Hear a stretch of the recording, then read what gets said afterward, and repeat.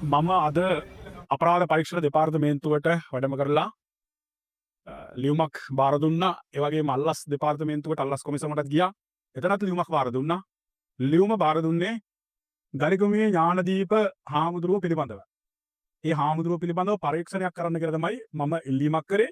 මොකද මම හැම වෙලාවකදී මට මේ රටේ කිසිම පුද්ගලයෙක් එක්ක පෞද්ගලික අමනාපයක් නොමැත. හැබැයි යම් මිනිස්සෙකුට අසාධාරණයක් වෙනවා නම් මම එතන ඉන්නවා. දිවිහිමේ. අපි මුදලට ආත්මය විකුණන මිනිස්සු හෝ හාමුදුරුවරු නෙමෙයි. ඉතින් මේ වෙනකොට පැමිණිලි ගණනාවක් අල්ලස් කොමිසමටත් අපරාධ පරීක්ෂා දෙපාර්තමේන්තුවටත් ලබලා දීලා තියෙනවා. ඒ නිසා ඒවා ක්‍රියාත්මක වෙන්නේ නැහැ. ඇයි ක්‍රියාත්මක වෙන්නේ නැත්තේ? මේ හාමුදුරුවෝ ධනය පාවිච්චි කරලා බලය පාවිච්චි කරලා සම්පූර්ණයෙන්ම මේවා යට ගහලා තියෙන්නේ. කවුරු පැමිණිලි දැම්මත් මේවා ක්‍රියාත්මක වෙන්නේ නැහැ. පෞද්ගලික දවසකදී මාධ්‍යවේදී චමුදිත් සමරවික්‍රම මහත්තයා සමග සීලා ප්‍රේමකාන්ති කියන අම්මා වැඩසටහනක් කරලා එතුමියගේ ගේ අල්ල ගන්න යනවා මේ හාමුදුරුවෝ. හරිද? එතකොට ඒ පිළිබඳව සාධාරණ පරීක්ෂණයක් කරන්න. අපිට සාධාරණ පරීක්ෂණයක් කරන්න. ඒ වගේම ඕස්ට්‍රේලියාවේ ගෙවල් දෙකක් තියෙනවා. ඊළඟට කෝටි ගාණක දේපල තියෙනවා. ඊළඟට හොඳම දේ තමයි මේ හාමුදුරුවන්ගේ ළඟම මිත්‍රයෙක් තමයි ගණේ කන්දේ චන්ද්‍රරතන කියලා අලව්වේදී කුඩු අහුුනේ. එතකොට පහුගිය කාලේ කෙහෙල් භද්‍ර පත්මෙත් එක්ක ෆොටෝ ගහපු පියුමි හංසමාලිලා ඊළඟට හේසානි ලියදපිටලා ඊමි බොතේජිලා ඊළඟට ගායත්‍රි ඩයස්ලා ගෙන්නුවා අපරාධ පරීක්ෂණ දෙපාර්තමේන්තුවේ. එහෙමනම් ගණේ කන්දේ චන්ද්‍රරතන කුඩුත් එක්ක ඇල්ලුවා විතරයි අද වෙනකනුත් මිනිස්සයා පිළිබඳ කිසිම හොඩුවාවක් නැහැ. හැබැයි කෙහෙල් භද්‍ර පත්මෙත් එක ගෑවිච්ච මිනිස්සයා හොයනවා. මම ඉල්ලනවා අනිවාර්යයෙන්ම 100යි අපරාධ පරීක්ෂණ දෙපාර්තමේන්තුවට කැඳවන්න මේ අයගේ බැංකු ගිණුම් චෙක් කරන්න. මම කියන්නේ ලංකාවේ සියලු හාමුදුරුවන්ගේ බැංකු ගිණුම් චෙක් කරන්න. සියලු මේ මෞලවීතුමාලගේ ඊළඟට මොනවාද පියතුමාලගේ හැමෝගෙම. දැන් මේ කුඩු ගරු ජනාධිපතිතුමා ඊළඟ පොලිස්පතිතුමා පොලිසිය අමතිතුමා මේ ආණ්ඩුව කුඩු නතර කරමින් යනවා. හරි.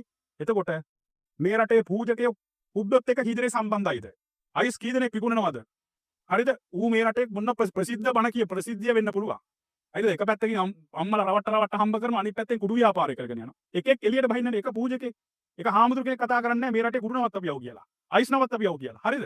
කතා කරන එකම හාමුදුරුවොත් මම ගරු ජනාධිපතිතුමාගෙන් ඉල්ලනවා මේ හාමුදුරුවෝ ඔය මේ සිකුරු දාගත්ත කියලා හැම එකම හාමුදුරුවෝ වෙන්නෙත් නැහැ. දැන් මුන්ගේ ඩිකායනුත් මාගේ ලෝලන්න තියෙන්නේ. මට උලත් එකයි පිලත් එකයි මම කරුණා කරලා ඉල්ලනවා. සාධාරණ ගරු ජනාධිපතිතුමනි හැම පන්සලක් පිළිබඳව හැම මිනිසෙක් හැම මිනිහෙක්ගේම ෆෝන් අරගෙන බැංකුව චෙක් කරන්න ඕනේ. එහෙම නැත්නම් මේ කුඩු ව්‍යාපාරය විතර පන්සල් පල්ලි කෝවිල් හැම එකක්ම චෙක් කරන්න ඕනේ. හරිද? මිනිසුන්ගේ විතරක් නෙවෙයි. කවුද කවුද මේවට සම්බන්ධ කියලා මේ රට සුද්ධ කරන්න ඕනේ. ඒ වගේම තමයි මේ ඔය කුඩු විකුණලා අහුවෙච්ච කුඩු ගහලා අහුවෙච්ච චන්ද්‍රරතනගේ හොඳම යාළුවෙක් තමයි කවුද? ගරිගමුවේ ඥානදීප. ඒතකොට හිටපු පොලිස්පති දේශපාලන තෙන්නකෝන් මහත්තයාත් එක්ක හොඳ සම්බන්ධකම් තිබුණා. ඉතින් මම කියන්නේ මේවා අනිවාර්යෙන් ප්‍රසිද්ධ කරන්න ඕනේ. ධනෙ බලයේ තියෙන එකාට එකක්, දුප්පත් මිනිහට පොඩි මිනිහට තව එකක් වෙන්න බෑ මේ රටේ නීතිය. රාජාංගනේ හාමුදුරුවෝ මාස එකමාරක් ඉරේ දාලා තිබුණා.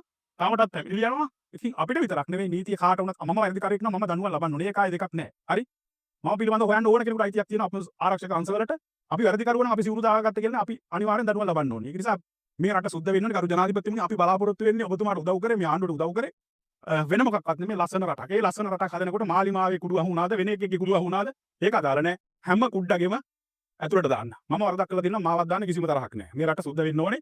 ඉතින් ගරිගමුවේ ඥානදීප ධන බලයෙන් ඉල හැම මාධ්‍ය ආයතන වලට සල්ලි දීලා ඊළඟට මාධ්‍ය ආයතන වලට එන්න දෙන්නේ. ඊළඟට වීඩියෝ එකක් YouTube එකට දාපු ගමන් රිපෝට් ගහනවා. හරි? මිනිස්සු අපේ රටේ මිනිස්සු හිතනවා අම්මෝ ඒ හාමුදුරුවෝ අපායේ පෙන්නනවා දිව්‍ය ලෝකෙ පෙන්නනවා.